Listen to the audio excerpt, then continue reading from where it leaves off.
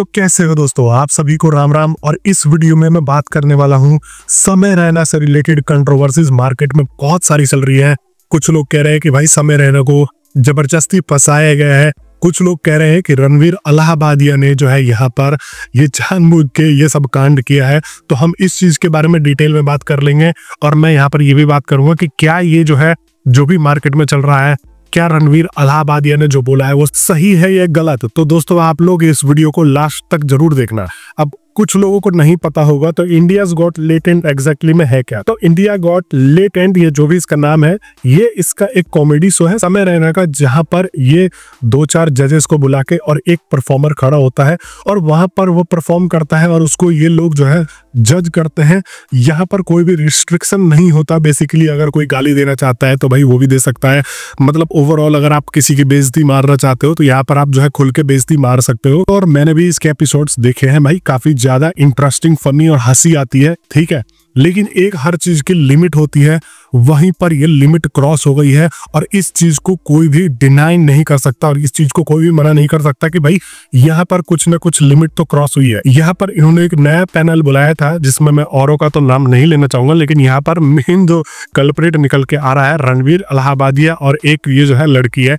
इन्होंने ऐसे भद्दे टिप्पणी करे हैं और भद्दी चीजें बोली हैं जो कि हमारे सोसाइटी में शोभा नहीं देती और इस चीज को कोई भी एक्सेप्ट नहीं करेगा और इस चीज को कोई भी जस्टिफाई नहीं कर सकता।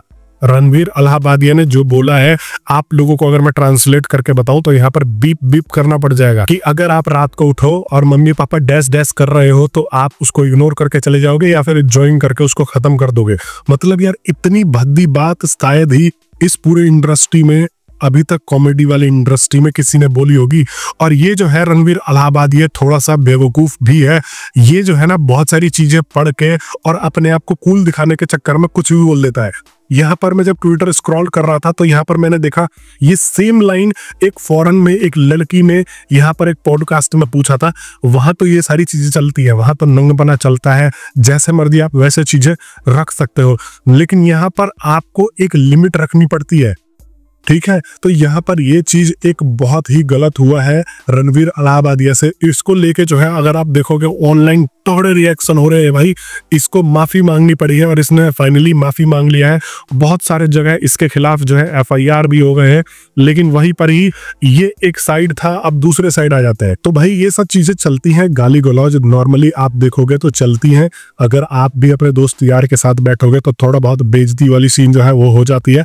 वहां तक तो ठीक था कि चलो ये दे रहे थे, लेकिन ये जो एक लेवल है ना जहां पे आप अपनी माँ बहनों तक को नहीं छोड़ रहे हो, ये लेवल जो है सबसे बेकार है। और यहाँ पर आपके पास एक जो है वॉल होनी चाहिए कि भाई नहीं, इस दीवार के आगे मुझे नहीं जाना है।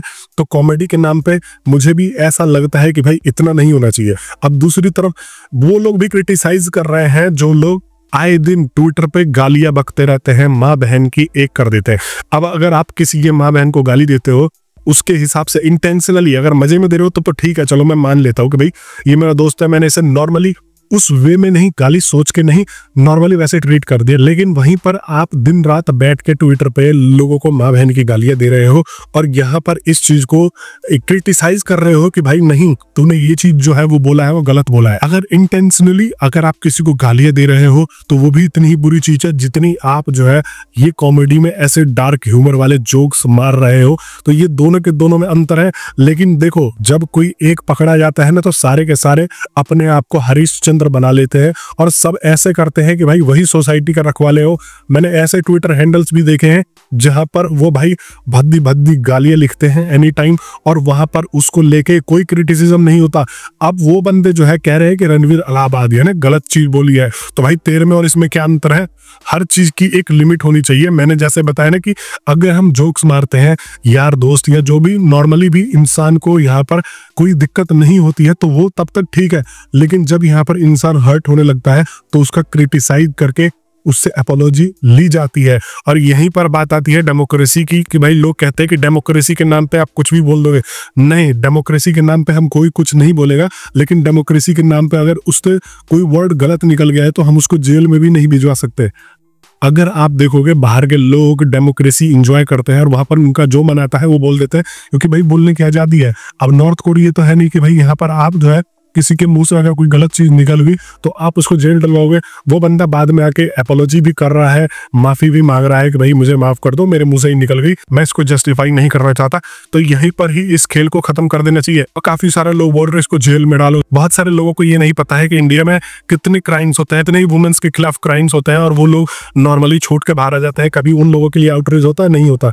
लेकिन यहाँ पर अगर किसी के मुंह से गलत चीज निकल गई, उसने बाद में अपॉलॉजी कर ली, उसके बावजूद भी लोग ये कह रहे हैं कि उसको फांसी दे दो, जिसको देनी चाहिए उसको तो आप लोग देते नहीं हो। तो भाई दोनों तरफ से कहने का मतलब ये है कि अगर उससे गलती हुई, लोगों ने क्रिटिसाइज किया, उसको वही एंड करो। अब इसके अलावा इसका मामला ऊपर नहीं पड़ना चाहिए। उसको इतनी सीख मिल गई कि भाई वो आगे से इस चीज को नहीं करेगा। अगर वो करेगा तो उसको पता है कि उसका अंजाम क्या होगा। और यहाँ पर ये हर चीज का मतलब ये नहीं होता कि भाई उसको जेल में डलवा दो। और दूसरी ओर यहाँ पर एक चीज निकल के आ रही है कि ये समय रैना को फंसाने का कंट्रोवर्सी भी हो सकता है। भाई समय रैना की अगर मैं बात करूं तो ये जो बंदा है ना, इसने ये जो शो खोला रहा, ये करोड़ों करोड़ों में इसके व्यूज जा रहे थे। और आपको पता ही है कि जब करोड़ों में आपके व्यूज जाते हैं तो आपके कितने ही दुश्मन पैदा हो जाते हैं। कॉमेडी इंडस्ट्री है, आप देखो, मैं नाम नहीं लेना चाहूंगा, यहाँ पर जो है चाहे टीवी कॉमेडी देख लो, नेटफ्लिक्स भी आजकल कॉमेडी चला रहा है, हर कोई कॉमेडी कॉमेडी कॉमेडी कर रहा है। ये $1 बिलियन इंडस्ट्री है। और यहाँ पर $1 बिलियन इंडस्ट्री होने का मतलब कि एक बंदा आके और इस चीज को कंट्रोल करता है। तो आप सोचो कि ये बिलियनरीज बैठे हुए हैं, ये कितना इससे जल रहे होंगे और इनको मौका चाहिए। और यहाँ पर एक छोटा सा एक तिल्ली का इंतजार कर रहे थे कि कोई यहाँ पर एक तिल्ली फेंके और इसके बाद हम इस चीज में आग लगाते। तो यहाँ पर समय रैना को फंसाने का भी यह एक फुल प्रूफ प्लान लगता है मेरे को, कि जो इस तरीके की ये कॉमेडी करते हैं वो इंडिया में पहले भी होती हुई आई है और पूरी दुनिया में होती हुई आई है। तो ऐसा कोई नया बात नहीं है। और यहाँ पर कॉमेडी की छोड़ो यार, आपके मुंह से अगर एक चीज निकल गई और उस बंदे ने अपॉलॉजी कर भी दिया, उसको बहुत लोगों ने क्रिटिसाइज करा। आप अल्ट बालाजी पे देखो भाई, एक से एक वेब सीरीज है, अब बताने की जरूरत है। वो सब चीजें खुलेआम चल रही हैं, जहां पर माँ बहनों तक का यहाँ पर कोई लिमिट नहीं है, वहां पर हर चीज खुलेआम चल रही है। लेकिन अगर एक बंदे के मुंह से क्यों आउटरीच करके उसको बंद करवाओ, वो भी करोड़ों अरबों की कंपनी है, उसको बंद करवा के देखो ना, क्यों नहीं करवा रहे हो। बाकी आप लोगों से भी मैं यहाँ पर जानना चाहूंगा कि आप लोग क्या सोचते हो इस चीज के बारे में, कमेंट बॉक्स में जरूर बता देना। अगर आप लोगों ने मेरे चैनल को सब्सक्राइब नहीं किया होगा तो आप लोग सब्सक्राइब करके जरूर चले जाना। और मेरे व्यूज आप लोगों को पसंद आए हो तो वीडियो को लाइक कर देना। मैं मिलता हूं आप सभी लोगों से नेक्स्ट वीडियो में, तब तक के लिए बहुत बहुत धन्यवाद।